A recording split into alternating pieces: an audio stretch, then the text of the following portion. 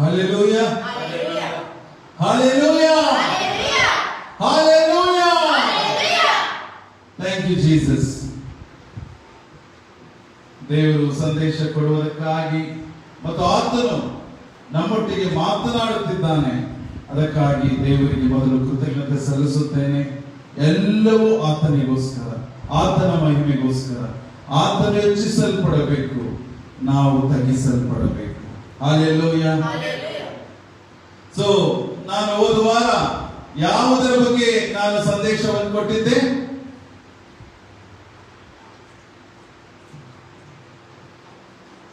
ಯಾವುದರ ಬಗ್ಗೆ?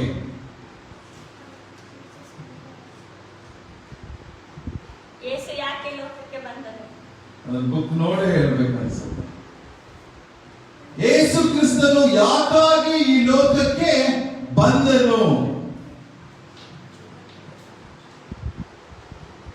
ಯೇಸು ಕ್ರಿಸ್ತನು ಯಾಕಾಗಿ ಈ ಲೋಕಕ್ಕೆ ಬಂದನು ಎಂಬುವಂತ ವಿಷಯದಲ್ಲಿ ನಾನು ನಾಲ್ಕು ಕಾರಣಗಳನ್ನು ನಾನು ತಿಳಿಸಿದ್ದೆ.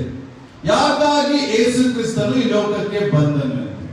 ನಾನು ಮತ್ತೆ ಕಂಟಿನ್ಯೂ ಆಗಿ ಇವತ್ತು ಸಹ ಯಾಕಾಗಿ ಯೇಸು ಕ್ರಿಸ್ತನು ಈ ಲೋಕಕ್ಕೆ ಬಂದನು ಎಂಬುವಂಥದ್ದು ಮತ್ತೆ ಇನ್ನೂ ಒಂದು 4 ಕಾರಣದೊಟ್ಟಿಗೆ ನಾನು ನಿಮಗೆ ತಿಳಿಸುವುದಕ್ಕೆ ಹೋಗುತ್ತೇನೆ. ಹಲ್ಲೆಲೂಯಾ.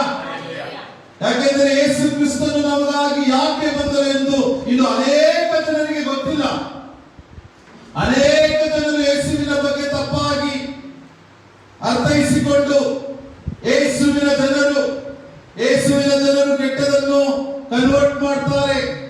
ಯೇಸುವಿನ ಜನರು ಬೇರೆಯವರಿಗೆ ಮತಾಂತರ ಮಾಡ್ತಾರೆ.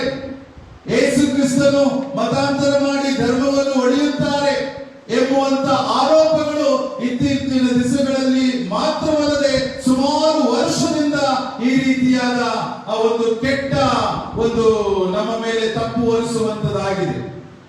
ನನಗನಿಸುತ್ತದೆ ಅದಕ್ಕಾಗಿ ಯೇಸು ಕ್ರಿಸ್ತನು ಯಾಕಾಗಿ ಬಂದನು ಎಂಬ ಒಂದು ವಿಷಯವನ್ನು ನಾನು ತಿಳಿಸಿಕೊಡುವುದಕ್ಕೆ ಯೇಸು ಕ್ರಿಸ್ತನು ನನ್ನನ್ನು ಪ್ರೇರೇಪಿಸಿದ್ದಾನೆ. ಹಲ್ಲೆಲೂಯಾ.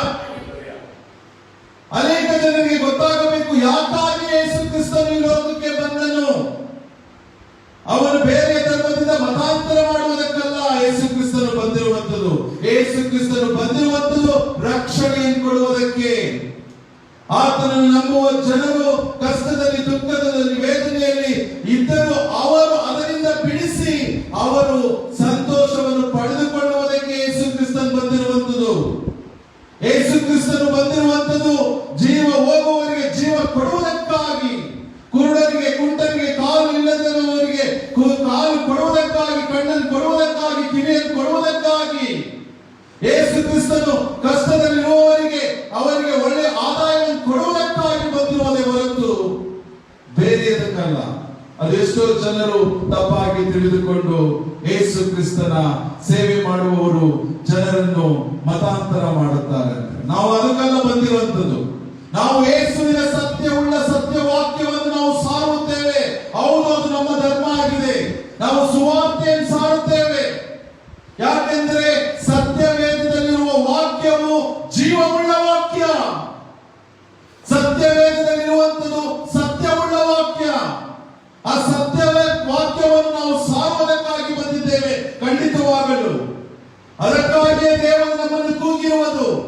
ಯಾರೆಲ್ಲ ಕ್ರೈಸ್ತರಾಗಿದ್ದಾರೋ ಕ್ರೈಸ್ತನ ವಿಷಯಗಳನ್ನು, ಕ್ರೈಸ್ತನ ವಾಕ್ಯಗಳನ್ನು ಸಾರುವುದಕ್ಕಾಗಿಯೇ ನಾವು ಇದ್ದೇವೆ. ಆದರೆ ಅದನ್ನು ಸಾರುವಾಗ ಜನರು ಆ ಜೀವವುಳ್ಳ ವಾಕ್ಯವು ಅವರಲ್ಲಿ ಕ್ರಿಯೆ ಮಾಡಿ ಅವರು ಆಲಯಕ್ಕೆ ಬರುತ್ತಾರೆ. ನಾವು ಫೋರ್ಸಿಬಲ್ ಆಗಿ ಅವರನ್ನು ಕರ್ಕೊಂಡು ಬರೋದಿಲ್ಲ. ಹಲ್ಲೆಲೂಯಾ. ನಾವು ಜೀವವುಳ್ಳ ವಾಕ್ಯವನ್ನು ಬಿತ್ತುತ್ತೇವೆ. ಆ ಜೀವವುಳ್ಳ ವಾಕ್ಯವು ಅವರಲ್ಲಿ ಕ್ರಿಯೆ ಮಾಡುತ್ತದೆ. ಅವರು ಯೇಸುವನ್ನು ಹಿಂಬಾಲಿಸುತ್ತಾರೆ. ಅವರು ಯೇಸುವಿನ ಹಿಂದೆ ಬರುತ್ತಾರೆ. ಯೇಸುವಿನ ರಾಜ್ಯಕ್ಕೆ ಬರುತ್ತಾರೆ. ಯೇಸುವೇ ದೇವರು ಎಂದು ನಂಬುತ್ತಾರೆ. ಹೌದು, ಖಂಡಿತವಾಗಲು ಸುವಾರ್ತೆಯನ್ನು ಸಾರುವುದಕ್ಕಾಗಿ ಕ್ರೈಸ್ತರು ಇದ್ದಾರೆ. ಈ ಲೋಕದಲ್ಲಿ ನಾವು ಸುವಾರ್ತೆಯನ್ನು ಸಾರುತ್ತೇವೆ. ಯಾಕೆಂದರೆ ಜೀವವುಳ್ಳ ವಾಕ್ಯವು ನಮಗೆ ಕೊಡಲ್ಪಟ್ಟಿರುವುದರಿಂದ ಆ ಜೀವವುಳ್ಳ ವಾಕ್ಯವನ್ನು ಹಿಡಿದುಕೊಂಡು ಯೇಸುವೇ ಮಾರ್ಗವು, ಸತ್ಯವು, ಜೀವವು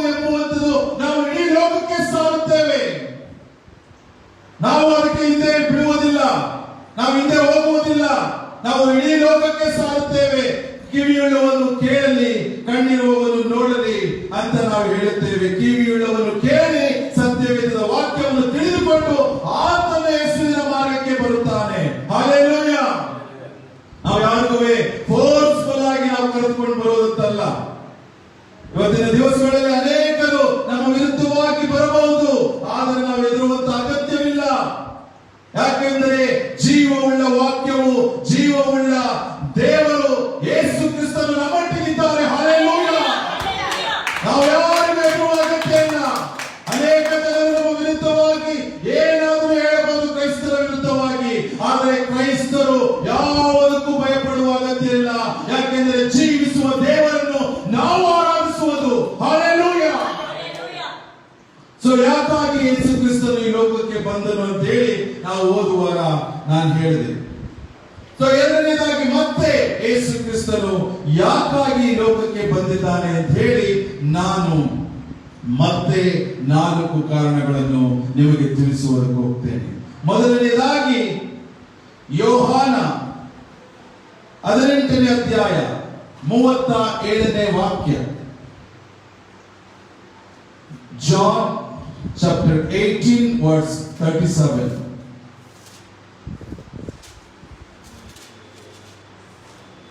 ಹಾಗಾದರೆ ನೀನು ಅರಸನು ಹೌದಲ್ಲವೇ ಅಂದನು.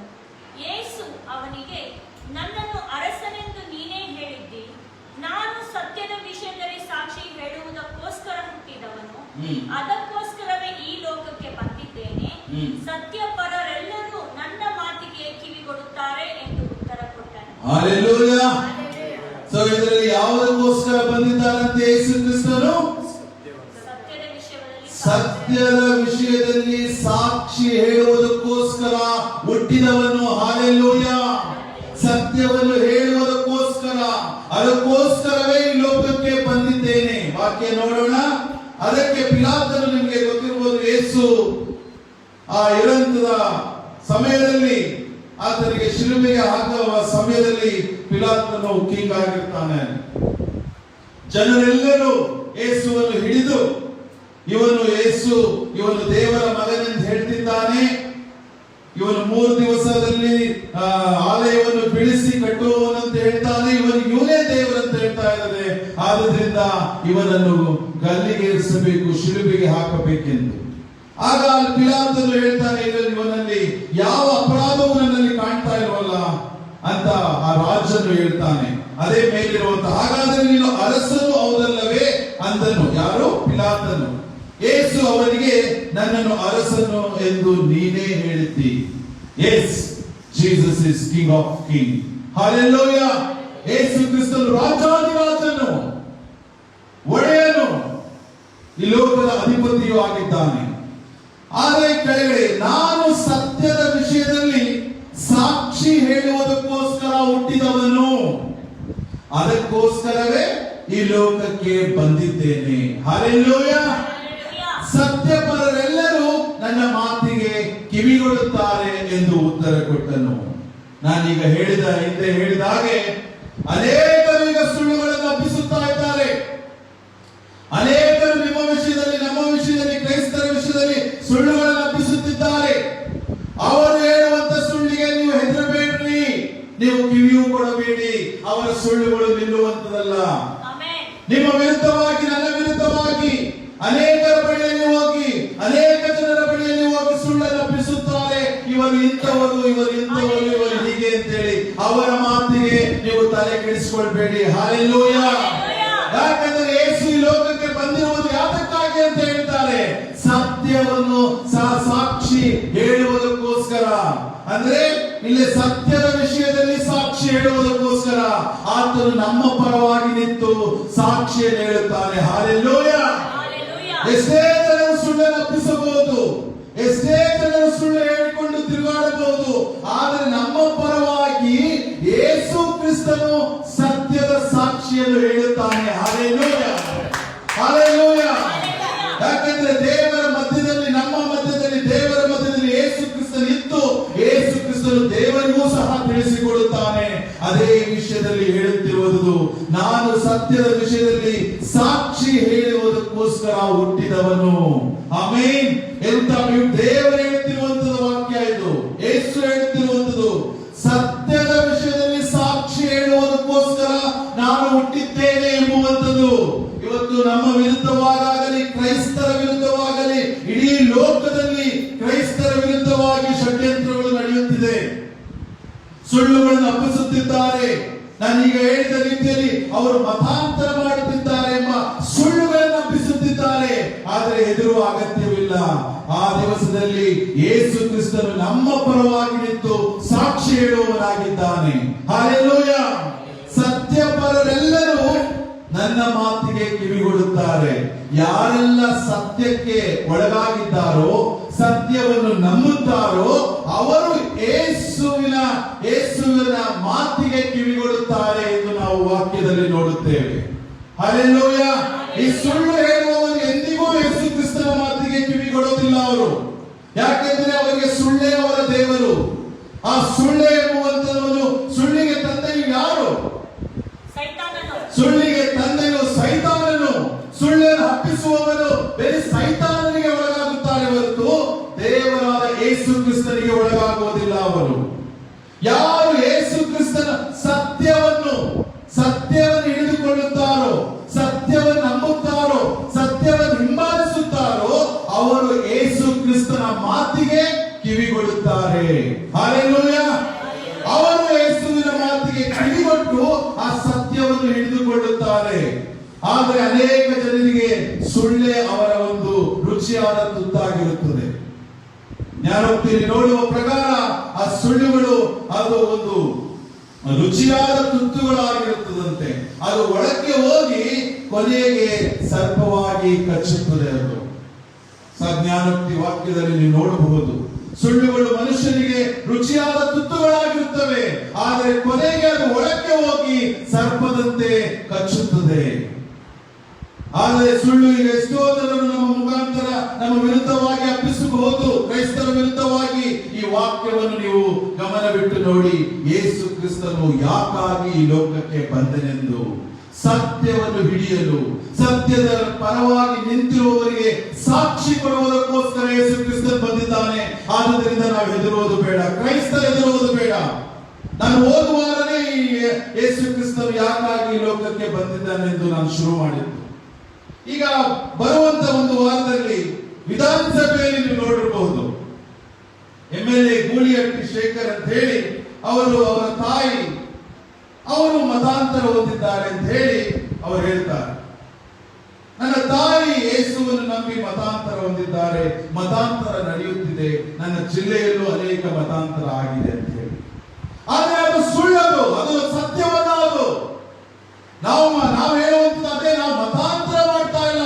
ಯೇಸುವಿನ ಸತ್ಯ, ವೇದದ ಸತ್ಯವುಳ್ಳ ವಾಕ್ಯವನ್ನು, ಜೀವವುಳ್ಳ ವಾಕ್ಯವನ್ನು ನಾವು ಸಾರುತ್ತೇವೆ. ಅದನ್ನು ನಂಬಿ ಅವರು ಹಿಂಬಾಲಿಸುತ್ತಾರೆ, ಅದನ್ನು ನಂಬಿ ನಮ್ಮ ಆಲಯಕ್ಕೆ ಬರುತ್ತಾರೆ, ಅದನ್ನು ನಂಬಿ ಯೇಸುವನ್ನು ಸ್ತುತಿಸಿ ಆರಾಧಿಸಿ ಕೊಂಡಾಡುತ್ತಾರೆ. ನಾವು ಯಾರು ಹಣ ಕೊಟ್ಟು ಅಮಿಷ ಓಡಿ ನಾವು ಯಾರು ಯೇಸುವಿನ ರಾಜ್ಯಕ್ಕೆ ಬನ್ನಿ ಎಂಬುವಂತದಲ್ಲ. ಅನೇಕ ಸುಳ್ಳನ್ನು ಹಬ್ಬಿಸುತ್ತಾರೆ. ಅವರು ದುಡ್ಡು ಕೊಡ್ತಾರೆ, ಅವರಿಗೆ ಸಹಾಯ ಮಾಡ್ತಾರೆ, ಅವರಿಗೆಲ್ಲ ಹಣದಿಂದ ಅವರಿಗೆ ಅಮಿಷ ಓಡಿ ಅವರು ಯೇಸುವಿನ ರಾಜ್ಯಕ್ಕೆ ಅವರನ್ನು ಬರಮಾಡಿಕೊಳ್ತಾರೆ ಅಂತೇಳಿ ತಪ್ಪದು. ಅನೇಕ ಪಾಸ್ಟರ್ಗಳಿಗೆ, ಅನೇಕ ಸುವಾರ್ತೆ ಸಾರುವವರಿಗೆ ಇವತ್ತು ಎಷ್ಟೋ ಕಷ್ಟದಲ್ಲಿದ್ದಾರೆ. ಅವರಿಗೆ ಅಮಿಷ ಓಡಿ ಅವರು ದುಡ್ಡು ಕೊಟ್ಟು ಹೇಗೆ ಬದಲಾವಣೆ ಮಾಡೋದಕ್ಕೆ ಸಾಧ್ಯ? ಅನೇಕ ಪಾಸ್ಟರ್ಸ್, ಅನೇಕ ದೇವ ಸೇವಕರು ಇವತ್ತು ಕಷ್ಟದಲ್ಲಿದ್ದಾರೆ. ಅವರ ಮಕ್ಕಳ ಭವಿಷ್ಯ, ಅವರ ಕುಟುಂಬದ ಭವಿಷ್ಯವೇ ಅವರಿಗೆ ಕಷ್ಟವಾಗಿದೆ. ಅಂಥದ್ರಲ್ಲಿ ಹಣ ಅಮಿಷ ಓಡಿ ಹೇಗೆ ಇನ್ನೊಬ್ಬರನ್ನು ಬರಮಾಡಿಕೊಂಡು ಮನ ಪರಿವರ್ತನೆ ಮಾಡೋದಕ್ಕೆ ಹೇಗೆ ಸಾಧ್ಯ? ಇದು ಸುಳ್ಳಿದು. ಈ ಸುಳ್ಳನ್ನು ಹಬ್ಬಿಸುತ್ತಿದ್ದಾರೆ. ಇವತ್ತಲ್ಲ ನಾಳೆ ಸರ್ಕಾರ ಇವತ್ತು ಅದಕ್ಕಾಗಿಯೇ ಈ ಕನ್ವರ್ಷನ್ ಬಿಲ್ ತರಬೇಕು ಅಂತ ಹೇಳಿ ಅವರು ಒಂದು ಯೋಚನೆ ಮಾಡಿದ್ದಾರೆ. ಆದ್ರೆ ಕನ್ವರ್ಷನ್ ಬಿಲ್ ತರುವಂತದ್ದು ಬಿಡುವಂತದ್ದು ಸರ್ಕಾರಕ್ಕೆ ಬಿಟ್ಟವಂತ ವಿಷಯ. ಆದ್ರೆ ಸತ್ಯವೇದದ ವಾಕ್ಯದಲ್ಲಿರುವ ಜೀವವುಳ್ಳ ವಾಕ್ಯವು ಎಂದಿಗೂ ಅಳಿದು ಹೋಗುವುದಿಲ್ಲ. Hallelujah, hallelujah. ಜೀವವುಳ್ಳ ವಾಕ್ಯವು ಒಂದು ಗುಡಿಸಾದರೂ ಅಳಿದು ಹೋಗುವುದಿಲ್ಲ ಎಂಬುವಂಥದ್ದು ಸತ್ಯವೇದದಲ್ಲಿ ನಾವು ನೋಡಿದ್ದೇವೆ. ಒಂದು ಸೊನ್ನೆ ಒಂದು ಗುಡಿಸಾದರೂ ಸತ್ಯವೇದದಲ್ಲಿ ಅಳೆಯುವುದಿರುವಂತೆ. ಸೊ ಆದ್ರೆ ಆ ರೀತಿ ಇರಬೇಕಾದ್ರೆ ಜೀವವುಳ್ಳ ವಾಕ್ಯವನ್ನು ಹಿಂಬಾಲಿಸುವವರು ಜೀವವುಳ್ಳ ರಾಜ್ಯಕ್ಕೆ ಅವರು ಬಾಧ್ಯಸ್ಥರಾಗುವುದಕ್ಕೆ ಬರುತ್ತಾರೆ ಹೊರತು ನಾವು ಅವರನ್ನು ಮತಾಂತರ ಮಾಡುವುದಿಲ್ಲ. ಇದು ಕ್ಲಿಯರ್ ಆಗಿದೆ. ಅದಕ್ಕಾಗಿ ನಾವು ಹೆದರೋದು ಬೇಡ. ಯೇಸು ಕ್ರಿಸ್ತನು ಈ ಮೇಲಿನ ವಾಕ್ಯದಲ್ಲಿ ಯೋಹಾನ 18:37 ಹೇಳಿದ ಪ್ರಕಾರ ಸತ್ಯದ ವಿಷಯದಲ್ಲಿ ಸಾಕ್ಷಿ ಹೇಳುವುದಕ್ಕೋಸ್ಕರ ಹುಟ್ಟಿದವನು, ಅದಕ್ಕೋಸ್ಕರವೇ ಈ ಲೋಕಕ್ಕೆ ಬಂದಿದ್ದೇನೆ. ನಮ್ಮ ವಿರುದ್ಧವಾಗಿ ಅನೇಕ ಸುಳ್ಳುಗಳು ಹಬ್ಬಿಸಿದರೂ ಸಹ ಕೊನೆಯ ದಿವಸದಲ್ಲಿ ಯೇಸು ನಮಗೋಸ್ಕರ ಸಾಕ್ಷಿ ನುಡಿಯುತ್ತಾನೆ. ಹಲ್ಲೆಲೂಯಾ. ನನ್ನ ವಿಷಯದಲ್ಲಿ ಅನೇಕ ಕೋರ್ಟ್ ಕೇಸ್ಗಳಲ್ಲಿ, ಬೇರೆ ಕೋರ್ಟ್ ಕೇಸ್ಗಳಲ್ಲಿ ಅನೇಕ ಕ್ರೈಸ್ತರು ಇರಬಹುದು. ಹೆದರಬೇಡಿರಿ, ನಿಮ್ಮ ಪರವಾಗಿ ಯೇಸು ಕ್ರಿಸ್ತನು ಸಾಕ್ಷಿ, ಸತ್ಯದ ಸಾಕ್ಷಿ ಹೇಳುತ್ತಾನೆ. Hallelujah, hallelujah. ದೇವರ ಮಧ್ಯದಲ್ಲಿ, ನಮ್ಮ ಮಧ್ಯದಲ್ಲಿ ನಿಂತು ಸಾಕ್ಷಿ ಹೇಳುವವನಾಗಿದ್ದಾನೆ. ಯಾರಿಗೂ ನಾವು ಹೆದರುವಂತದ್ದು ಬೇಡ. ನಾವು ಅದೇ ರೀತಿಯಲ್ಲಿ ಹೇಳುವಂತದ್ದು, ಯಾರೇ ನಮ್ಮ ವಿರುದ್ಧವಾಗಿ ಸುಳ್ಳು ಹಬ್ಬಿಸಿಕೊಂಡು ಹೋದರೂ ಅವರಿಗೆ ಜಯವಿಲ್ಲ. ಯೇಸುವಿನ ಮಕ್ಕಳಾಗಿರುವ ನಮಗೆ ಜಯ. ಹಲ್ಲೆಲೂಯಾ. ಎರಡನೆಯದಾಗಿ ನಾವು ಯಾಕಾಗಿ ಯೇಸು ಕ್ರಿಸ್ತನು ಬಂದನಂತ ಹೇಳಿ ಇನ್ನೊಂದು ವಾಕ್ಯದ ಮುಖಾಂತರ ನಾವು ತಿಳಿದುಕೊಳ್ಳೋಣ. 1ನೇ ಯೋಹಾನ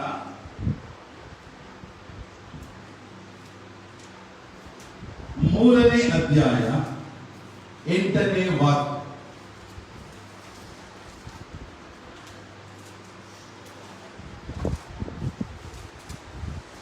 ಪಾಪ ಮಾಡುವವನು ಸೈತಾನನಿಂದ ಹುಟ್ಟಿದವನಾಗಿದ್ದಾನೆ. ಆದಿಯಿಂದಲೂ ಸೈತಾನನು ಪಾಪ ಮಾಡುವವನಾಗಿದ್ದಾನಲ್ಲ. ಸೈತಾನನ ಕೆಲಸಗಳನ್ನು ಲಯ ಮಾಡುವುದಕ್ಕೋಸ್ಕರವೇ ದೇವಕುಮಾರನು ಪ್ರತ್ಯಕ್ಷನಾದನು. ಹಲ್ಲೆಲೂಯಾ. ಈಗ ಎಷ್ಟನೇದು ನಾನು ಹೇಳ್ತಾ ಇರೋದು? ಇವತ್ತೆರಡನೇದು. ಹೋದವಾರ 4 ಹೇಳಿದೆ. ಸೊ ಟೋಟಲ್ 6ನೇದು. ಯಾಕಾಗಿ ಯೇಸು ಕ್ರಿಸ್ತನು ಈ ಲೋಕಕ್ಕೆ ಬಂದಿರುವಂತದ್ದು? 1ನೇ ಯೋಹಾನ 3ನೇ ಅಧ್ಯಾಯ 8ನೇ ವಾಕ್ಯದಲ್ಲಿ ಹೇಳಿರುವ ಪ್ರಕಾರ ಪಾಪ, ಎರಡನೇದಾಗಿ ಮೊದಲನೇದಾಗಿ ನೀವು ಬರೆದುಕೊಳ್ಳಿ, ಸತ್ಯಕ್ಕೆ ಸಾಕ್ಷಿಯಾಗಲು ಬಂದನು. ಎರಡನೇದಾಗಿ ನೀವು ಬರೆದಿಟ್ಕೊಬೇಕು, ಎರಡನೇದಾಗಿ ಸೈತಾನ ಮತ್ತು ಅವನ ಕೆಲಸಗಳನ್ನು ನಾಶ ಮಾಡಲು ಬಂದನು. ಕ್ಲಿಯರ್ ಆಗಿದೆ ವಾಕ್ಯ. ಯಾವುದಕ್ಕೆ ಎರಡನೇದಾಗಿ ಬಂದಿರುವಂತದ್ದು? ಈಗ ಸೈತಾನ ಮತ್ತು ಅವನ ಕೆಲಸಗಳನ್ನು ನಾಶ ಮಾಡಲು ಬಂದನು. ವಾಕ್ಯದಲ್ಲಿ ನೋಡುವ ಪ್ರಕಾರ ಪಾಪ ಮಾಡುವವನು ಸೈತಾನನಿಂದ ಹುಟ್ಟಿದವನಾಗಿದ್ದಾನೆ. ಆದಿಯಿಂದಲೂ ಸೈತಾನನನ್ನು ಪಾಪ ಮಾಡುವವನಾಗಿದ್ದಾನಲ್ಲ. ಸೈತಾನನ ಕೆಲಸಗಳನ್ನು ಲಯ ಮಾಡುವುದಕ್ಕೋಸ್ಕರವೇ ದೇವಕುಮಾರನು ಪ್ರತ್ಯಕ್ಷನಾದನು. ಹಲ್ಲೆಲೂಯಾ.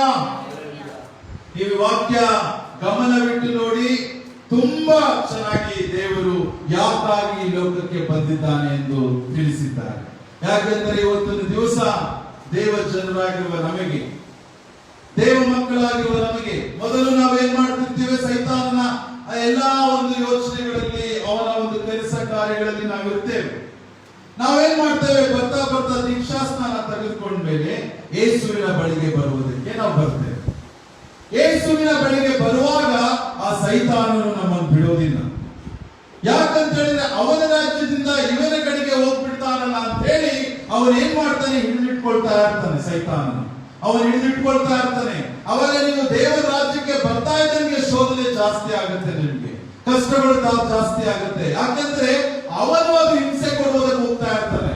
ಯಾಕಂದ್ರೆ ನೀವು ಅಷ್ಟು ಈಸಿಯಾಗಿ ಬಿಟ್ಬಿಡ್ತಾನ ಅವನು. ನೀವು ಮೊದಲು ನಾವು ಅಲ್ಲಿಂದ ಇಲ್ಲಿ ಬರಬೇಕಾದ್ರೆ ಅವನು ಏನ್ ಮಾಡ್ತಾನೆ? ಅವನು ನಮ್ಮನ್ನು ತಡಿತಾನೆ, ನಮ್ಮನ್ನ ತಿರ್ಗಾ ಈ ಕಡೆ ಅವನ ಪರವಾಗಿ ಎಳ್ಕೊಳ್ಳೋದಕ್ಕೆ ಹೋಗ್ತಾನೆ, ಎಲ್ಲಾ ರೀತಿ ಮಾಡಕ್ ಹೋಗ್ತಾ ಇರ್ತಾನೆ. ಅವಾಗಲೇ ನಮಗೆ ಶೋಧನೆ, ಕಷ್ಟಗಳು. ಅವಾಗ ಎಷ್ಟೋ ಜನರಿಗೆ ಅನ್ಸ್ಬಿಡುತ್ತೆ, ನಾನು ಯಾಕಪ್ಪ ಈಗ ಅಲ್ಲಿಂದ ಅಲ್ಲೇ ಚೆನ್ನಾಗಿದ್ದಲ್ಲ, ಇಲ್ಲಿ ಯೇಸುವಿನ ಬಳಿಗೆ ಬರ್ತಾ ಇದ್ದೀನಿ, ಈ ರೀತಿ ಕಷ್ಟ ಪಡ್ತಿದ್ದೀನಲ್ಲ, ಈ ರೀತಿ ನನಗೆ ಶೋಧನೆ ಇದೆಯಲ್ಲ, ಈ ರೀತಿ ದುಃಖ ಇದೆಯಲ್ಲ ಅನ್ಸುತ್ತೆ. ಆದ್ರೆ ನೀವು ತಿಳಿದುಕೊಳ್ಳಿ, ನೀವು ಆ ರಾಜ್ಯದಿಂದ ಈ ರಾಜ್ಯಕ್ಕೆ ಬರಬೇಕಾದ್ರೆ ಕಷ್ಟಗಳು ಉಂಟು. ಯಾಕೆಂದ್ರೆ ಅವನು ಸೈತಾನನ ಎಳಿತಿರ್ತಾನೆ ನಿಮ್ಗೆ. ಆದ್ರೆ ನೀವು ಎದುರುಬೇಡ್ರಿ. ಯಾಕೆಂದರೆ ಸೈತಾನನ ಕೆಲಸಗಳನ್ನು ಲಯ ಮಾಡುವುದಕ್ಕೋಸ್ಕರವೇ ದೇವಕುಮಾರನು ಪ್ರತ್ಯಕ್ಷನಾದನು. ಹಲ್ಲೆಲೂಯ. ಅವನ ಎಲ್ಲಾ ಕೆಲಸಗಳನ್ನು ನಮ್ಮ ವಿರುದ್ಧವಾಗಿ ಏನೆಲ್ಲ ಕೆಲಸ ಮಾಡ್ತಾ ಇರಬಹುದು, ನಮ್ಮ ವಿರುದ್ಧವಾಗಿ ಏನೆಲ್ಲ ಷಡ್ಯಂತ್ರ ರೂಪಿಸುತ್ತಿರಬಹುದು, ನಮ್ಮ ವಿರುದ್ಧವಾಗಿ ಅನೇಕ ರೀತಿಯಾದ ಯೋಜನೆಗಳನ್ನು ಮಾಡಿ ನಮ್ಮನ್ನು ತುಳಿಯಲು ಹೋಗ್ತಿದ್ದಾನೆ. ಆದರೆ ಈ ವಾಕ್ಯವನ್ನು ನೀವು ಜ್ಞಾಪಕ ಮಾಡಿಕೊಳ್ಳಿ, ಸೈತಾನನ ಕೆಲಸಗಳನ್ನು ಲಯ ಮಾಡುವುದಕ್ಕೋಸ್ಕರವೇ ದೇವಕುಮಾರನು ಪ್ರತ್ಯಕ್ಷನಾದನು. Hallelujah, hallelujah. ಯಾಕೆಂದ್ರೆ ಅಲ್ಲಿ ಮೇಲಿನ ನೋಡಿ, ಸೈತಾನನಿಂದ ಪಾಪ ಮಾಡುವವನು ಸೈತಾನನಿಂದ ಹುಟ್ಟಿದವನಾಗಿದ್ದಾನೆ. ಆದಿಯಿಂದಲೂ ಸೈತಾನನು ಪಾಪ ಮಾಡುವವನಾಗಿದ್ದಾನಲ್ಲ. ಆದಿಯಿಂದಲೂ ಅಂದ್ರೆ ಏನು? ಮೊದಲಿನಿಂದಲೂ, ಭೂಮಿ ಹುಟ್ಟುವುದಕ್ಕಿಂತ ಆ ಟೈಮಿಂದಲೂ ಈ ಸೈತಾನನು ಏನ್ ಮಾಡುವುದಂದ್ರೆ ಪಾಪ ಮಾಡುವವನಾಗಿದ್ದಾನಲ್ಲ. ನಿಮಗೆ ಗೊತ್ತಿರ್ಬೋದು, ಆಡಮ್ ಮತ್ತೆ ಈವ್, ಆದಾಮ ಮತ್ತು ಅವಳ ಸ್ಟೋರಿ ನಿಮಗೆ ಗೊತ್ತಿರಬಹುದು, ಅನೇಕರಿಗೆ ಗೊತ್ತಿಲ್ಲದಿರಬಹುದು. ಅವರು ಸಹ ತಿಳಿದುಕೊಳ್ಳಿ. ಆದಾಮ ಮತ್ತೆ ಈವ್ ಅವರ ನಮಗೆ ಮೂಲ ಪುರುಷರು, ಅವರೇ ಮೊದಲು ಈ ಲೋಕದಲ್ಲಿ ದೇವರು ಅವರನ್ನು ಸೃಷ್ಟಿ ಮಾಡಿದಂಥದ್ದು. ಯಾರನ್ನು? ಆದಾಮ್ ಮತ್ತು ಅವ್ವ, ಆಡಮ್ ಅಂಡ್ ಈವ್. ಸೊ ಈ ಲೋಕವನ್ನು ದೇವರು ಸೃಷ್ಟಿ ಮಾಡಿ ಆ ಒಂದು ಏದೆನ್ ತೋಟ, ಈಡನ್ ಗಾರ್ಡನ್ ಗೊತ್ತಲ್ಲ, ಈಡನ್ ಗಾರ್ಡನ್ ಅಂದ್ರೆ ಏದೆನ್ ತೋಟ. ಆ ತೋಟವನ್ನು ಸೃಷ್ಟಿ ಮಾಡಿ ಅಲ್ಲಿ ಎಲ್ಲಾ ರೀತಿಯಾದ ಒಂದು ಸೃಷ್ಟಿ ಮಾಡುತ್ತೆ. ಇನ್ನು ಕಾಯಿ ಪಲ್ಯ ಅಥವಾ ಈ ತರಕಾರಿಗಳು ಇದೆಲ್ಲ ಸೃಷ್ಟಿ ಮಾಡೋದಿಲ್ಲ ಇನ್ನು. ಅಷ್ಟೊಳಗೆ ದೇವರು ಏನ್ ಮಾಡ್ತಾನೆ, ನೀವು ಆದಿಕಾಂಡ 2ನೇ ಅಧ್ಯಾಯದಿಂದ ನೀವು ಓದೋದಾದ್ರೆ ನೀವು ಆ ಇಡೀ ಚಾಪ್ಟರ್ ಅಲ್ಲಿ ನಿಮ್ಗೆ ದೇವರು ಹೇಗೆ ಸೃಷ್ಟಿ ಮಾಡಿದ್ದಾನೆ, ಹೇಗೆ ಆದಾಮನ ಸೃಷ್ಟಿ ಮಾಡಿದ, ಹೇಗೆಲ್ಲ ಎಂಬುವಂಥದ್ದು ಆದಿಕಾಂಡ 2ನೇ ಅಧ್ಯಾಯದಿಂದ ನೀವು ನೋಡಬಹುದು ನೀವು. ಸೊ ಅಲ್ಲಿ ಅವನು ಸೃಷ್ಟಿ ಮಾಡಿದ ಮೇಲೆ, ಅವನು ಮನುಷ್ಯನನ್ನು ಆದಾಮನ ಸೃಷ್ಟಿ ಮಾಡಿದ ಮೇಲೆ ಏನ್ ಮಾಡ್ತಾನೆ, ತೋಟ ಕಾಯೋದಕ್ಕೆ ಬಿಡ್ತಾನೆ. ತೋಟ ಕಾಯೋದಕ್ಕೆ ಬಿಟ್ಟಾದ್ಮೇಲೆ ತಿರ್ಗಾ ಮಾರನೇ ದಿವಸ ಆಗುತ್ತೆ, ಮತ್ತೆ ನೋಡ್ತಾನೆ. ಸೊ ಇವನು ಒಂಟಿಯಾಗಿದ್ದಾನಲ್ಲ ಅಂತ ಹೇಳಿ ದೇವರೇನ್ ಮಾಡ್ತಾನೆ, ಅವನ ಎಲ್ಲಾ ಒಂದು ಈ ಭೂ ಜಂತುಗಳು, ಆಕಾಶದಲ್ಲಿ ಹಾರುವ ಪಕ್ಷಿಗಳು ಎಲ್ಲವನ್ನು ಸೃಷ್ಟಿ ಮಾಡ್ತಾನೆ. ಸೃಷ್ಟಿ ಮಾಡಿ ಅವನ ಹತ್ತಿರ ಕರೆದುಕೊಂಡು ಬಂದು ಆದಾಮನ ಬಳಿಯಲ್ಲಿ ನಿಲ್ಲಿಸ್ತಾನೆ. ಆದಾಮನು ಪ್ರತಿಯೊಂದಕ್ಕೂ ಹೆಸರು ಅವನೇ ಇಡುವಂಥದ್ದು. ಅವತ್ತಿನ ದಿವಸದಲ್ಲಿ ಎಲ್ಲಾ ಪಕ್ಷಿಗಳಿಗೆ, ಪ್ರಾಣಿಗಳಿಗೆ, ಭೂ ಜಂತುಗಳಿಗೆ ಯೇಸು ಆ ದೇವರು ಅವನ ಮುಂದೆ ನಿಲ್ಲಿಸಿದ ಮೇಲೆ ಆದಾಮನ ಹೆಸರಿಡುತ್ತಾನೆ. ಅದೇ ಹೆಸರು ಹಾಗೆಯೇ ಉಳಿಯುತ್ತದೆ. ಹಲ್ಲೆಲೂಯ. ಸೊ ಆಗ ಅವನಿಗೆ ದೇವರು ನೋಡ್ತಾನೆ, ಇಷ್ಟೆಲ್ಲ ಸೃಷ್ಟಿ ಮಾಡಿಕೊಟ್ಟಾಗ್ಲೂ ಆದಾಮನಿಗೆ ಸ್ಯಾಟಿಸ್ಫ್ಯಾಕ್ಷನ್ ಆಗೋದಿಲ್ಲ, ಅಂದ್ರೆ ಅವನಿಗೆ ತೃಪ್ತಿ ಆಗೋದಿಲ್ಲ. ಅದನ್ನು ದೇವರು ಗಮನಿಸ್ತಾನೆ. ಗಮನಿಸಿ ಅವನು ರಾತ್ರಿಯಲ್ಲಿ ಗಾಢ ನಿದ್ರೆಯಲ್ಲಿ ಮಲಗಿರುವಾಗ ಅವನ ಒಂದು ಪಕ್ಯ ಎಲುಬನ್ನು ತೆಗೆದು ಒಂದು ಸ್ತ್ರೀಯನ್ನು ಸೃಷ್ಟಿ ಮಾಡುತ್ತಾರೆ ದೇವರು. ಅವನ ಪಕ್ಯ ಎಲುಬನ್ನು ತೆಗೆದು ಒಬ್ಬಳನ್ನು ಸ್ತ್ರೀಯನ್ನು ಸೃಷ್ಟಿ ಮಾಡುತ್ತಾರೆ. ಅವರಿಗೆ ನರನಿಂದ ಬಂದದಕ್ಕೆ ನಾರಿ ಎಂಬ ಹೆಸರು ಅವಳಿಗೆ. ಆ ಒಂದು ಪಕ್ಯ ಎಲುಬಿಂದ ಸೃಷ್ಟಿ ಮಾಡುತ್ತಾರೆ. ಸೊ ಆಗ ಅವಾಗ ಅವಳನ್ನು ನೋಡಿದಾಗ ಅವನಿಗೆ ಆಗೇನಾಗುತ್ತದೆ, ತೃಪ್ತಿ ಆಗುತ್ತದೆ. ಓ, ಈಗ ನನಗೆ ಸರಿಸಾಟಿಯು ಅಂತ ದೇವರು ಅದನ್ನು ನೋಡಿ ಸಂತೋಷಪಟ್ಟು ಅವನಿಗೆ ಏನ್ ಮಾಡ್ತಾನೆ, ಆ ತೋಟ ವ್ಯವಸಾಯ ಮಾಡಲು, ಆಗ ಕಾಯಿ ಪಲ್ಯ ಎಲ್ಲಾ ರೀತಿಯಾದ ಒಂದು ಬೆಳೆಯನ್ನು ಅವನು ಭೂಮಿಯಲ್ಲಿ ಬೆಳೆಸಿ ಅದನ್ನು ಕಾಯುವುದಕ್ಕೆ ಮಾಡಿ, ಫಾರ್ಮಿಂಗ್ ಮಾಡೋದಿಕ್ಕೆ ಅಂದ್ರೆ ವ್ಯವಸಾಯ ಮಾಡೋದಿಕ್ಕೆ ಅವನು ತೋಟದಲ್ಲಿ ಬಿಡ್ತಾನೆ. ದೇವರು ಅವಾಗ ಒಂದು ಎಲ್ಲಾ ರೀತಿಯಾದ ಹಣ್ಣುಗಳನ್ನು, ಎಲ್ಲಾ ರೀತಿಯಾದ ಸೃಷ್ಟಿ ಮಾಡಿ ಇದೆಲ್ಲದನ್ನು ನೀವು ಯಥೇಚ್ಛವಾಗಿ ತಿನ್ನಬಹುದು, ಆದ್ರೆ ಒಂದು ಹಣ್ಣನ್ನು ಮಾತ್ರ ನೀನು ತಿನ್ನಬಾರದು ಅಂತೇಳಿ ದೇವರು ಆದಾಮನಿಗೆ ಹೇಳಿರ್ತಾನೆ. ಯಾಕೆಂದರೆ ಆ ಒಂದು ಹಣ್ಣನ್ನು ತಿನ್ಬೇಡ ಅಂತೇಳಿ. ಆದ್ರೆ ಈ ಆದಾಮನ ಅವ್ವ ಏನ್ ಮಾಡ್ತಾಳೆ, ಅವಳು ಹೋಗುತ್ತಿರ್ಬೇಕಾದ್ರೆ ಆ ಒಂದು ಸರ್ಪ, ಅಂದ್ರೆ ಸರ್ಪವು ಬಂದು ಎಲ್ಲಾ ಒಂದು ಸೃಷ್ಟಿಯಲ್ಲಿ ಸರ್ಪವು ತುಂಬಾ ಶಾರ್ಪ್ ಅಂತ ಹೇಳಿ ನೀವು ಆ ವಾಕ್ಯದಲ್ಲೇ ನೋಡಬಹುದು. ಸರ್ಪವು ತುಂಬಾ ಜಾಣವು ಇದೆ. ಆಗ ಸರ್ಪ ಬಂದು ಅವಳ ಬಳಿಯಲ್ಲಿ ಬಂದು, ನೋಡು, ಆ ಹಣ್ಣು ಅಷ್ಟು ಚೆನ್ನಾಗಿದೆ, ನೀನ್ ಅದನ್ನ ತಿಂದ್ರೆ ನೀನು ಪಾಪ, ನೀನು ಒಳ್ಳೇದು ಯಾವುದು ಕೆಟ್ಟದ್ದು ಯಾವುದು ಅಂತ ಹೇಳಿ ನೀನು ತಿಳ್ಕೊಳ್ಳುವಂತ ಶಕ್ತಿ ನಿನಗೆ ಬರುತ್ತೆ. ನೀನು ದೇವರು ಹೇಗೆ ತಿಳ್ಕೊಳ್ತಾನೋ, ದೇವರು ಒಳ್ಳೇದು ಯಾವುದು ಕೆಟ್ಟದ್ದು ಯಾವುದು ಅಂತ ದೇವರಿಗೂ ಗೊತ್ತು. ನೀನು ಹಣ್ಣನ್ನು ತಿಂದ್ರೆ ನೀನು ದೇವರಂತೆಯೇ ಒಳ್ಳೇದು ಯಾವುದು ಕೆಟ್ಟದ್ದು ಯಾವುದು ಅಂತ ತಿಳ್ಕೊಳ್ಬಹುದು ಅಂತ ಹೇಳಿ ಆ ಸ್ತ್ರೀಗೆ ಏನ್ ಮಾಡ್ತಾನೆ, ಆ ಸರ್ಪ ಹೇಳುತ್ತೆ. ಆ ಹೇಳ್ತಾ ಇದ್ದಂಗೆ ಸರ್ಪ ಹೇಳಿದ ಮಾತನ್ನು ಕೇಳಿ ಅವಳು ಹಣ್ಣನ್ನು ತಿನ್ನುತ್ತಾಳೆ. ಅವಳು ಹಣ್ಣನ್ನು ತಿಂದ ತಕ್ಷಣ ಅವಳು ಬೆತ್ತಲಾಗುತ್ತಾಳೆ. ಅಂದ್ರೆ ಅವಳು ಮೊದಲು ಬೆತ್ತಲೆಯಾಗಿ ಇರ್ತಾಳೆ, ನ್ಯೂಡ್ ಆಗಿರ್ತಾಳೆ. ಆದ್ರೆ ಹಣ್ಣನ್ನು ತಿಂದೊಡನೆ ಅವಳಿಗೆ ಏನಾಗುತ್ತೆ, ನಾನು ಬೆತ್ತಲೆ ಆಗಿದ್ದೇನೆ ಅಂತ ಅವಳಿಗೆ ಅರಿವು ಹುಟ್ಟುತ್ತೆ. ಅರಿವು ಹುಟ್ಟಿದ ತಕ್ಷಣ ಅವಳು ಏನ್ ಮಾಡ್ತಾಳೆ, ಖರ್ಜೂರದ ಎಲೆಗಳನ್ನೆಲ್ಲ ತೆಗೆದುಕೊಂಡು ಅವನಿಗೂ ಸಹ ಕೊಡ್ತಾಳೆ. ಯಾರಿಗೆ? ಆದಮನಿಗೂ ತಿನ್ನಿಸ್ತಾಳೆ.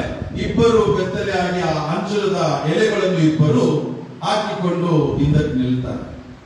ದೇವರು ಸಂಜೆ ತಂಪಾದ ಗಾಳಿಯಲ್ಲಿ ಬರ್ತಾ ಆದಾಮೇಲೆ ಎಲ್ಲಿದ್ಯಾ ಅಂತ ಕೇಳ್ತಾ ಇದ್ದೀನಿ. ನಾನು ಇಲ್ಲಿ ನಿಂತಿದ್ದೇನೆ ಅಂತ ಹೇಳಿ. ಆಗ ಯಾಕಾಗ ಆ ರೀತಿ ನಿಂತಿದ್ಯಾ ಅಂತ ಈ ರೀತಿ ಅವ್ವ ಏನ್ ಮಾಡೋದು, ಹಣ್ಣು ತಿನ್ನಕ್ ಕೊಟ್ಟು ನಾನು ತಿಂದೆ, ಈಗ ನಾನು ಬೆತ್ತಲೆ ಆಗಿದ್ದೇನೆ ಅಂತ ಹೇಳಿ ನಾವು ಎಲೆಗಳು ಹಾಕೊಂಡು ಈ ಕಡೆ ನಿಂತಿದ್ದೇವೆ.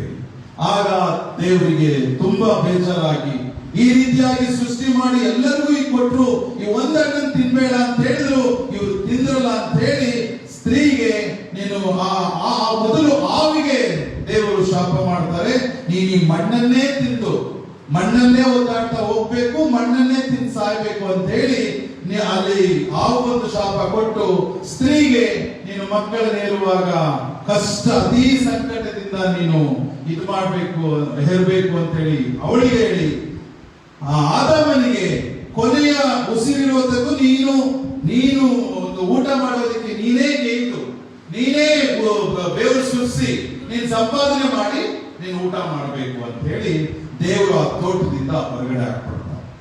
ಯಾಕೆ ಈ ವಾಕ್ಯ ಹೇಳಕ್ ಬಂದೆ ಅಂದ್ರೆ, ನಾನು ಆದಾಮ್ ಈವ ಸ್ಟೋರಿ, ಆದಿಯಿಂದಲೂ ಸೈತಾನನು ಏನ್ ಮಾಡ್ತಾ ಇದ್ದಂತೆ ಅಲ್ಲಿ ಪಾಪ ಮಾಡುವನಾಗಿದ್ದ. ಆದಿಯಿಂದ ಅಂತ ಹೇಳಿದಕ್ಕೆ ಯಾಕೆ ನೀವು ವಿಷಯ ಹೇಳಿದ್ರೆ, ಆದಿಯಿಂದ ಅಂದ್ರೆ ಈ ಸೈತಾನನು ಸರ್ಪದ ಒಂದು ರೀತಿಯಲ್ಲಿ ಹೋಗಿ ಅವರಿಗೆ ಕೆಟ್ಟದನ್ನು ಹೇಳಿಕೊಟ್ಟನು. ಹಲ್ಲೆಲೂಯಾ. ಕೆಟ್ಟದನ್ನು ಹೇಳಿಕೊಟ್ಟು ಆದಿಯಲ್ಲೇ ಇವರು ಏನ್ ಮಾಡಿದನು, ಅವರನ್ನು ದಾರಿ ತಪ್ಪಿಸಿದ. ಯಾರನ್ನು? ಆದಾಮನನ್ನು, ಅವನನ್ನು. ಹಾಗೆ ಈ ದೇವರ ರಾಜ್ಯದಲ್ಲಿ ದೇವರೊಟ್ಟಿಗೆ ಇರುವ ನಮಗೆ ಅವನು ದಾರಿ ತಪ್ಪಿಸುವುದಕ್ಕೆ ಬರುತ್ತಾನೆ, ದಾರಿ ತಪ್ಪಿಸುವುದಕ್ಕೆ ನಮಗೆ ನೋಡುತ್ತಾನೆ. ಸೈತಾನನು ಅನೇಕ ರೀತಿಯಾದ ವಿಷಯಗಳಲ್ಲಿ ನಮಗೆ ದಾರಿ ತಪ್ಪಿಸುವವನಾಗ್ತಾನೆ. ಆದರೆ ಈ ಕೆಳಗಿನ ವಾಕ್ಯದಲ್ಲಿ ನಾವು ನೋಡಬೇಕಾದ್ರೆ, ಯೇಸು ಆತನ ಕಾರ್ಯಗಳನ್ನು ಲಯ ಮಾಡುವುದಕ್ಕೋಸ್ಕರ ಪ್ರತ್ಯಕ್ಷನಾಗಿದ್ದಾನೆ. Hallelujah, hallelujah. ನಾವು ಎಷ್ಟೇ ಸೈತಾನನು ನಮ್ಮ ಕಾರ್ಯಗಳಲ್ಲಿ ಅಡ್ಡಿ ಬಂದು ನಮ್ಮ ಗಂಡ ಹೆಂಡತಿಯರ ಬಗ್ಗೆ ಅವರು ಯಾರೆಲ್ಲ ಏನೇ ಹೇಳಿ ಅದು ಮಿಸ್ಯೂಸ್ ಮಾಡಬಹುದು. ನೀವು ಅಲ್ಲಿ ನೋಡ್ರಿ, ಅಲ್ಲಿ ಅದೇ ರೀತಿ ಅವನು ಮಿಸ್ ಮಾಡೋದಕ್ಕೆ ಹೋದ. ನಮ್ಮ ಕುಟುಂಬಗಳಲ್ಲಿ ಸೈತಾನನು ಒಡೆಯಲು ಬರ್ತಾನೆ. ಗಂಡ ಹೆಂಡತಿ ಬಗ್ಗೆ ಮಧ್ಯದಲ್ಲಿ, ಅಣ್ಣ ತಮ್ಮಂದಿರ ಮಧ್ಯದಲ್ಲಿ, ಎಲ್ಲಾ ರೀತಿಯಾದ ಮಧ್ಯದಲ್ಲಿ, ಮಕ್ಕಳು ತಂದೆ ತಾಯಿ ಮಧ್ಯದಲ್ಲಿ ಎಲ್ಲಾ ರೀತಿಯಲ್ಲಿ ಒಡೆಯಲು ಬಂದರೂ ನಾವು ಯೇಸುವಿನ ನಂಬುವ ಮಕ್ಕಳು, ನಾವು ನಮ್ಮ ತಾಳ್ಮೆಯಿಂದ ಯೇಸುವನ್ನು ನಿರೀಕ್ಷಿಸಿಕೊಂಡಿರಬೇಕಾದ್ರೆ ಯೇಸು ತನ್ನ ಆ ಸೈತಾನನ ಎಲ್ಲಾ ರೀತಿಯಾದ ಕೆಲಸಗಳನ್ನು ಲಯ ಮಾಡುತ್ತಾನೆ. ಹಲ್ಲೆಲೂಯಾ. ಆತನು ಸುಮ್ಮನೆ ಬಿಡುವುದಿಲ್ಲ ಸೈತಾನನನ್ನು. ಅವನು ಎಷ್ಟೇ ಕೆಲಸ ಮಾಡಬಹುದು ನಮ್ಮ ವಿರುದ್ಧವಾಗಿ, ಆದ್ರೆ ಅವನು ಏನು ಮಾಡಿಕೊಳ್ಳಲಾಗುವುದಿಲ್ಲ ಅಂತ ಹೇಳಿ ನಾವು ನೋಡಬಹುದು. ಆದಿಕಾಂಡ ಅಲ್ಲೇ ಜಸ್ಟ್ ಒಂದು ನೋಡಿ, ಆ ಸರ್ಪವು ಏನ್ ಮಾಡುತ್ತಂತ ನಿಮ್ಗೆ ಗೊತ್ತಾಗುತ್ತೆ. 2ನೇ ಅಧ್ಯಾಯ 3-4 ನೋಡಿ.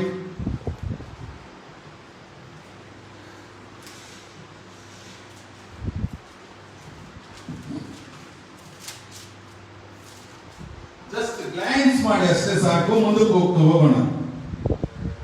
ಆದಿಕಾಂಡ 3:15. ದೇವರು ತನ್ನ ಸೃಷ್ಟಿ ಕಾರ್ಯವನ್ನು ಮುಗಿಸಿ ಆ 7ನೇ ದಿನದಲ್ಲಿ ವಿಶ್ರಮಿಸಿಕೊಂಡಿದ್ದರಿಂದ ಆ ದಿನವನ್ನು ಪರಿಶುದ್ಧ ದಿನವಾಗಲಿ ಎಂದು ಆಶೀರ್ವದಿಸಿದನು. ಆದಿಕಾಂಡ 2ನೇ ಅಧ್ಯಾಯ 3-4.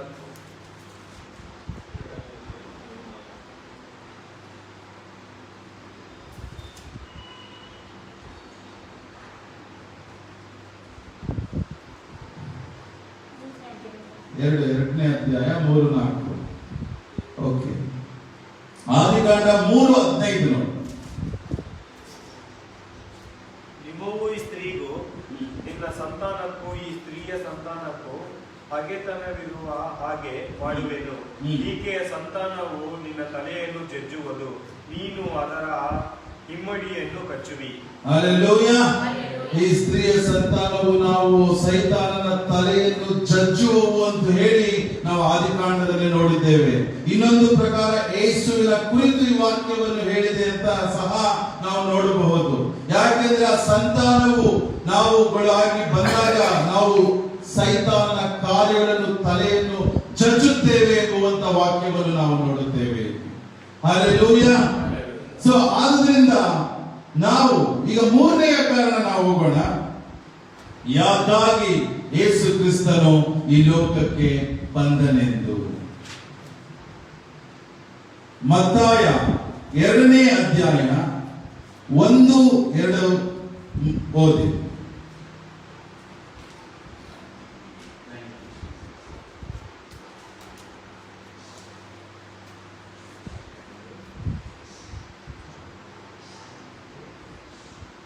Matthew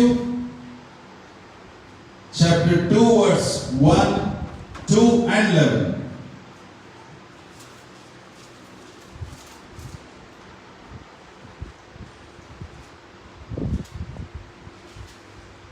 ಅರಸನಾದ ಹೆರೋದನ ದಿನಗಳಲ್ಲಿ ಯೂದಾಯ ಸೀಮೆಯ ಬೆತ್ಲೆಹೇಮ್ ಎಂಬ ಊರಲ್ಲಿ ಯೇಸು ಹುಟ್ಟಿದಾಗ ಮೂಡಣ ದೇಶದ ಜೋಯಿಸರು ಯೆರೂಸಲೇಮಿಗೆ ಬಂದು, ಯಹೂದ್ಯರ ಅರಸನಾಗಿ ಹುಟ್ಟಿದವನು ಎಲ್ಲಿದ್ದಾನೆ? ಆತನನ್ನು ಸೂಚಿಸುವ ನಕ್ಷತ್ರವನ್ನು ನಾವು ಮೂಡಣ ದೇಶದಲ್ಲಿ ಕಂಡು ಆತನಿಗೆ ಅಡ್ಡ ಬೀಳುವುದಕ್ಕೆ ಬಂದೆವು ಅಂದರು.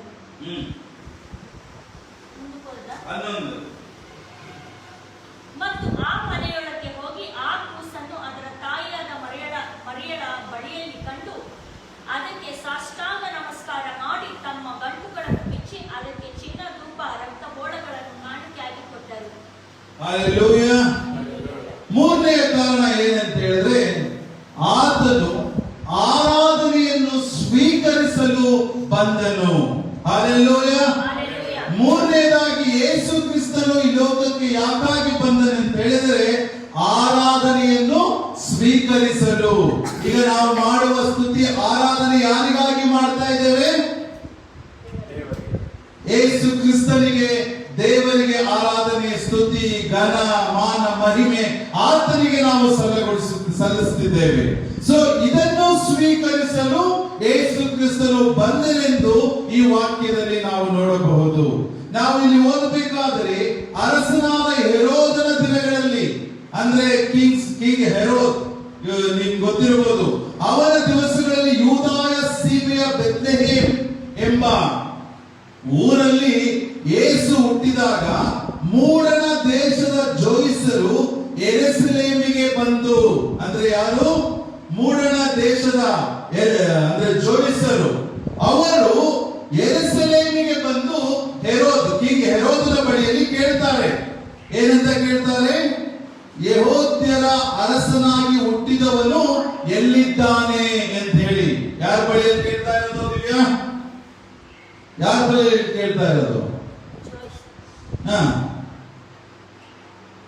ಜೋಯಿಸರು ಹೆರೋದನ ಬಳಿಯಲ್ಲಿ ಬಂದು, ಕಿಂಗ್ ಹೆರೋದ್ ರಾಜ, ಅರಸನಾಗಿರ್ತಾನ ಅವನು, ರಾಜನು. ಅವನು ಜೋಯಿಸರು ಬಂದು ರಾಜನ ಬಳಿಯಲ್ಲಿ ಕೇಳ್ತಾ ಇದ್ದಾರೆ. ಏನಂತ ಹೇಳಿ? ಯೆಹೂದ್ಯರ ಅರಸನಾಗಿ ಹುಟ್ಟಿದವನು ಎಲ್ಲಿದ್ದಾನೆ? ಅಂದ್ರೆ ಅವತ್ತು ಯೇಸು ಕ್ರಿಸ್ತನು ಹುಟ್ಟಿರುವುದು ಯೆಹೂದ್ಯರ ರಾಜನಾಗಿ. ಹುಟ್ಟಿದವನು ಎಲ್ಲಿದ್ದಾನೆ? ನೆಕ್ಸ್ಟ್ ಲೈನಲ್ಲಿ ಆತನನ್ನು ಸೂಚಿಸುವ ನಕ್ಷತ್ರವನ್ನು ನಾವು ಮೂಡಣ ದೇಶದಲ್ಲಿ ಕಂಡು ಆತನಿಗೆ ಅಡ್ಡ ಬಿಡುವುದಕ್ಕೆ ಬಂದೆವು. ಹಲ್ಲೆಲೂಯಾ. ಯಾಕಾಗಿ ಬಂದ್ರಂತೆ ಅವರು ಜೋಯಿಸರು ಎಲ್ಲರೂ? ಅಡ್ಡ ಬೀಳುವುದಕ್ಕಾಗಿ, ಅಂದ್ರೆ ಆರಾಧಿಸುವುದಕ್ಕೆ, ಆತನಿಗೆ ನಮಸ್ಕಾರ ಮಾಡುವುದಕ್ಕೆ.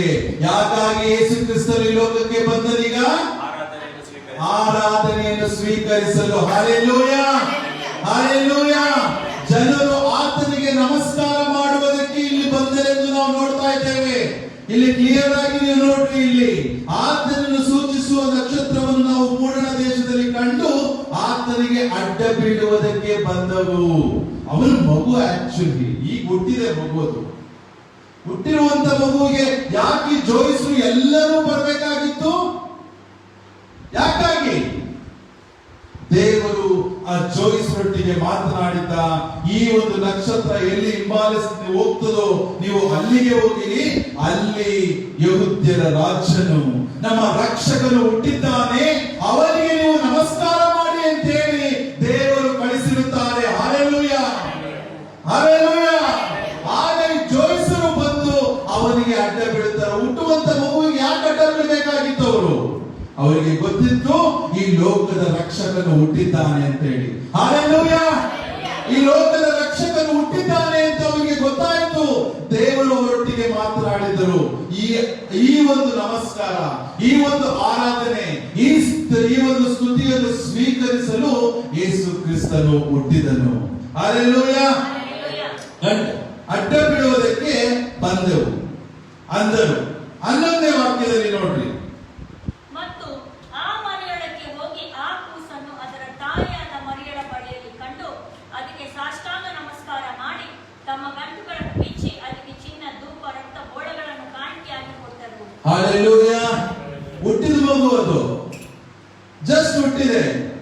ಹಾಗಂತ ದೇವರು ಹೇಳಿದ ಮೇಲೆ ತಾನೇ ಈ ಲೋಕದ ರಕ್ಷಕನಂತ ಹೇಳಿದ ಮೇಲೆ ತಾನೇ ಇವರು ಬರ್ತಾ ಇರೋದು. ಈಗ ಆಗ ಅವಳ ತಾಯಿಯಾದ ಮರಿಯಳ ಬಳಿಯಲ್ಲಿ ಆ ಮಗುವನ್ನು ನೋಡಿ ಅವರಿಗೆ ಏನ್ ಮಾಡಿದ್ರಂತೆ? ಇವರು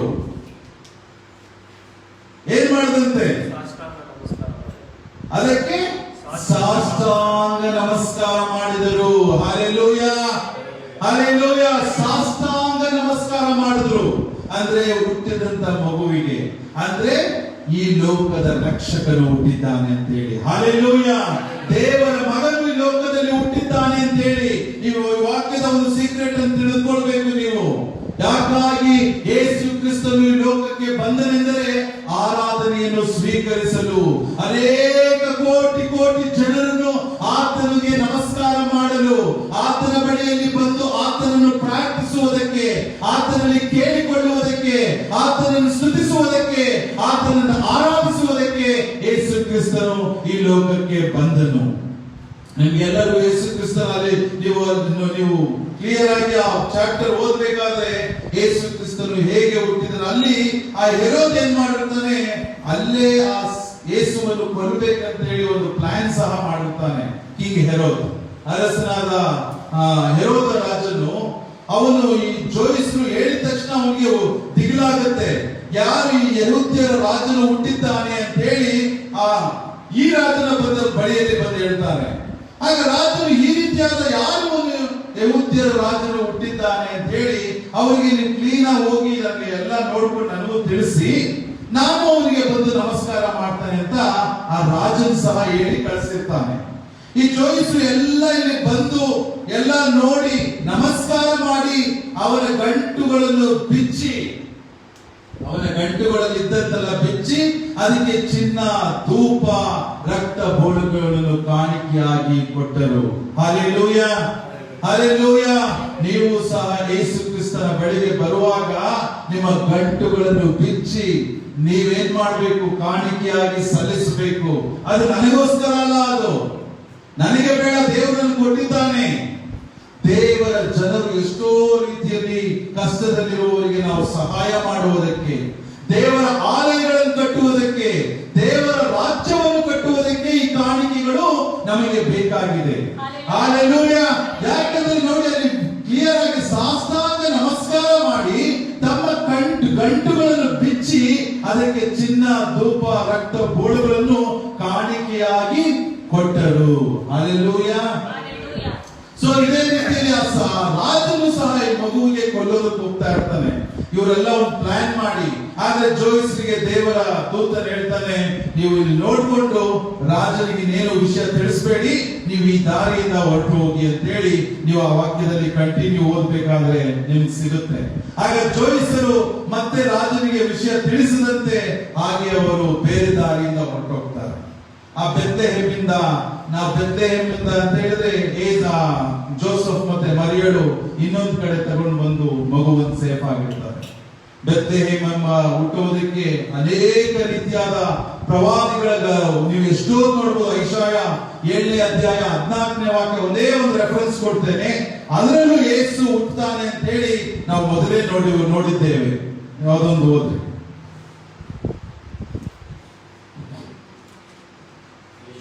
ಐಶಾಯ 7ನೇ ಅಧ್ಯಾಯ 14ನೇ ವಾಕ್ಯ.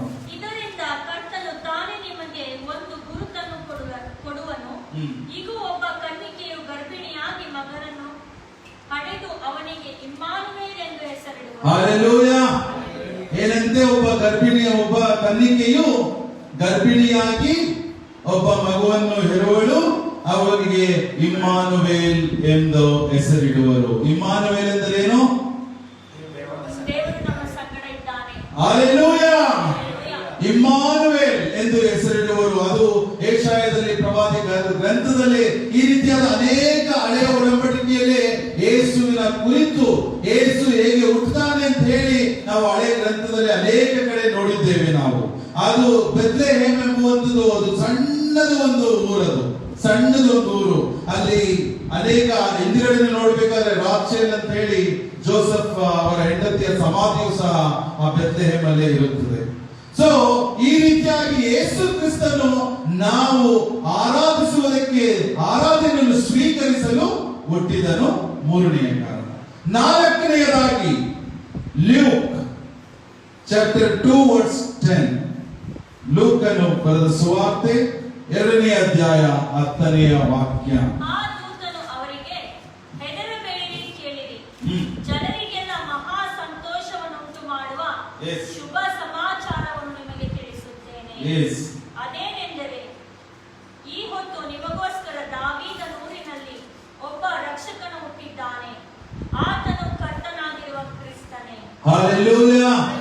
ಜೋರಾಗಿ ಚಪ್ಪಾಳೆ ಹೊಡೆಯಿರಿ. ಹಲ್ಲೆಲೂಯಾ. ಈಗ 4ನೇದಾಗಿ ಯಾಕೆ ಹುಟ್ಟಿದ ಅಂತ ನೀವು ಓದುದ್ರಲ್ಲ, ದಿವ್ಯಾ ಹೇಳಿ, ಅದು ಯಾಕೆ ಹುಟ್ಟಿದ್ದನು? ಅವರು ನಮ್ಮನ್ನು ರಕ್ಷಿಸಲಿಕ್ಕಾಗಿ. ಹೆದರಬೇಡಿರಿ, ಕೇಳಿರಿ, ಜನರಿಗೆಲ್ಲ ಮಹಾ ಸಂತೋಷ ಉಂಟು ಮಾಡುವ ಶುಭ ಸಮಾಚಾರವನ್ನು ನಿಮಗೆ ತಿಳಿಸುತ್ತೇನೆ. ಏನದು? ಮಹಾ ಸಂತೋಷ ತರಲು ಯೇಸು ಕ್ರಿಸ್ತನು ಈ ಲೋಕಕ್ಕೆ ಹುಟ್ಟಿದ್ದಾನೆ. ಹಲ್ಲೆಲೂಯಾ. ಹಲ್ಲೆಲೂಯಾ. ಹೆದರಬೇಡಿರಿ, ಕೇಳಿರಿ, ಜನರಿಗೆಲ್ಲ ಮಹಾ ಸಂತೋಷವನ್ನುಂಟು ಮಾಡುವ ಶುಭ ಸಮಾಚಾರವನ್ನು ನಿಮಗೆ ತಿಳಿಸುತ್ತೇನೆ. ಗೊತ್ತಾಯ್ತಲ್ಲ? ಈ ಲೋಕದಲ್ಲಿ ನಮಗೋಸ್ಕರ ಒಬ್ಬ ರಕ್ಷಕನು ಹುಟ್ಟಿದ್ದಾನೆ. ಆತನು ಕರ್ತನಾಗಿರುವ ಕ್ರಿಸ್ತನೇ. ಹಲ್ಲೆಲೂಯಾ.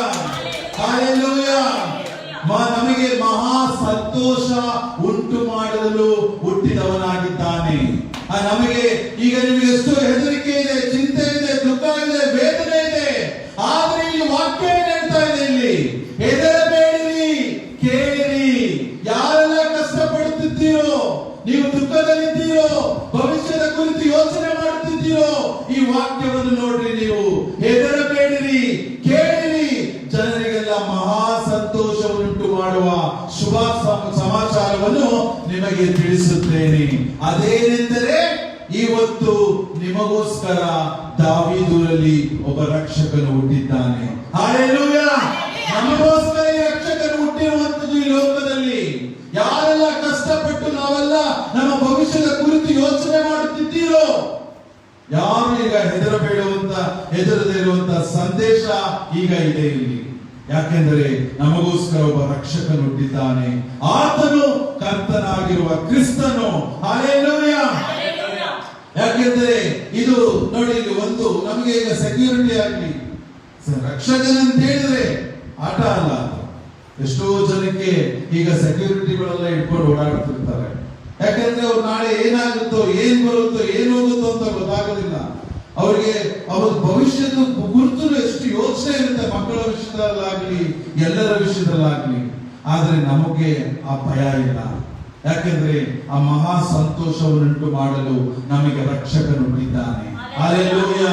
ಅವನು ಮಹಾ ಸಂತೋಷವೇ ನಮ್ಮನ್ನು ನಡೆಸ್ತಾ ಇದೆ. ಖಂಡಿತವಾಗಲು ನನ್ನ ಜೀವಿತದಲ್ಲಾಗಲಿ ನನಗಿರುವಂತ ಕಷ್ಟಗಳು ನೋಡಿದ್ರೆ ಅದು ಏನು ಇಮ್ಯಾಜಿನ್ ಮಾಡ್ಕೊಳ್ಳೋದಕ್ಕೂ ಸಾಧ್ಯ ಇಲ್ಲ. ಅಷ್ಟು ಕಷ್ಟ ಇದೆ, ಅಷ್ಟು. ಆಮೇಲೆ ವೈರಿ ಶತ್ರು ವಿರೋಧಿಗಳು ಅಷ್ಟು ನನ್ನನ್ನು ತುಳಿದು ಬಿಡಬೇಕಂತ ನೋಡ್ತಾ ಇದ್ದಾರೆ. ಆದ್ರೆ ನನಗಾಗಿ ರಕ್ಷಕನು ಹುಟ್ಟಿದ್ದಾನೆ. ಹಲ್ಲೆಲೂಯಾ. ಆತನು ಕರ್ತನಾಗಿರುವ ಕ್ರಿಸ್ತನು ನಮಗೋಸ್ಕರ ಇದ್ದಾನೆ. ನಾವು ಹೆದರುವ ಅಗತ್ಯವಿಲ್ಲ, ನಾವು ಭಯಪಡುವ ಅಗತ್ಯವಿಲ್ಲ, ನಾವು ಚಿಂತೆ ಮಾಡುವ ಅಗತ್ಯವಿಲ್ಲ, ಭವಿಷ್ಯವನ್ನು ಕುರಿತು ಯೋಚಿಸುವ ಅಗತ್ಯವಿಲ್ಲ, ಮಕ್ಕಳ ಭವಿಷ್ಯವನ್ನು ಕುರಿತು ಯೋಚಿಸುವ ಅಗತ್ಯವಿಲ್ಲ. ನಮಗಾಗಿ ಯೇಸು ಕ್ರಿಸ್ತನಿದ್ದಾನೆ. ಹಲ್ಲೆಲೂಯಾ. ಈ ವಾಕ್ಯದಲ್ಲಿ ನೀವು ಕ್ಲಿಯರ್ ಆಗಿ ತಿಳ್ಕೊಳ್ಳಿ. ಅದಕ್ಕೋಸ್ಕರನೇ ಮೊದಲನೇದಾಗಿ ಹೇಳಿರುವಂತದ್ದು ಹೆದರಬೇಡಿರಿ, ಕೇಳಿರಿ. ಎಷ್ಟು ಕ್ಲಿಯರ್ ಆಗಿದೆ ವಾಕ್ಯ. ಲೂಕ 2:10 ಜನರಿಗೆಲ್ಲ ಮಹಾ ಸಂತೋಷವನ್ನುಂಟು ಮಾಡುವ, ಅಂದ್ರೆ ಮಹಾ ಸಂತೋಷವನ್ನುಂಟು ಮಾಡುವ. ನಮಗೆ ಗೊತ್ತಿಲ್ಲದೆ ಇರುವ ಹಾಗೆ ನಾವು ದೇವರು ನಮ್ಮ ಸಂತೋಷದಲ್ಲಿ ಭಾಗಿಯಾಗಿರುವಂತೆ ನಮ್ಮನ್ನು ಮಾಡಿದ್ದಾನೆ. ಹಲ್ಲೆಲೂಯಾ. ಇಲ್ಲದಿದ್ದರೆ ನಮಗಿರುವಂತಹ ಕಷ್ಟ, ದುಃಖ, ವೇದನೆಯಲ್ಲಿ ಕೊರಗಿ ನಾವು ಸೂಸೈಡ್ ಮಾಡಿಕೊಳ್ಬೇಕಾಗ್ತಿತ್ತು. ನಾವು ಈ ಊರು ಬಿಟ್ಟು ಹೋಗ್ಬೇಕಾಗಿತ್ತು. ನಾವು ಇಲ್ಲಿ ಇರೋದಕ್ಕೆ ಸಾಧ್ಯ ಇರ್ತಿರ್ಲಿಲ್ಲ. ಆದ್ರೆ ದೇವರು ಕೊಡುವಂತ ಮಹಾ ಸಂತೋಷ ಇದೆಯಲ್ಲ, ಅದರಿಂದ ಇದ್ದಿದ್ದೇವೆ. ಹಲ್ಲೆಲೂಯಾ. ಹಲ್ಲೆಲೂಯಾ. ಆದ್ರಿಂದ ಜನರೊಟ್ಟಿಗೆ ನಾವು ಈ ಸುವಾರ್ತೆಯ ವಿಷಯದ ಬಗ್ಗೆ ನಾವು ಮಾತನಾಡ್ತಿದ್ದೇವೆ. ಯಾಕೆಂದ್ರೆ ಈ ಲೋಕದಲ್ಲಿ ನಮಗೋಸ್ಕರ ರಕ್ಷಕನು ಹುಟ್ಟಿದ್ದಾನೆ. ಹಲ್ಲೆಲೂಯಾ. ಆತನು ಕರ್ತನಾಗಿರುವ ಯೇಸುವಿನಲ್ಲಿ ಇನ್ನು ಅನೇಕ ಕಾರಣಗಳನ್ನು ಸಹ ನಾನು ಹೇಳ್ತೇನೆ. ಹಲ್ಲೆಲೂಯಾ. ಸೊ ಇದಾಗಿ ದೇವರು ನಮ್ಮೊಟ್ಟಿಗೆ ಇದ್ದಾನೆ. ಅದರಿಂದ ನಾನು ವಾಕ್ಯ ಏನ್ ಹೇಳಿದ್ರೆ, ಯಾರು ಹೆದರಬೇಡಿರಿ, ಯಾರು ಕಳವಳಗೊಳ್ಳಬೇಡಿ, ಯಾರು ಚಿಂತಿಸಬೇಡಿ, ಯಾರು ಭಯಪಡಬೇಡಿ. ನಮಗೋಸ್ಕರ ರಕ್ಷಕನಾಗಿರುವ ಯೇಸು ಕ್ರಿಸ್ತನು ಇದ್ದಾನೆ. ಹಲ್ಲೆಲೂಯಾ. ಹಲ್ಲೆಲೂಯಾ. ಎದ್ದೇಳೋಣ, ಎದ್ದು ನಿಂತ್ಕೊಳ್ಳೋಣ. Thank you.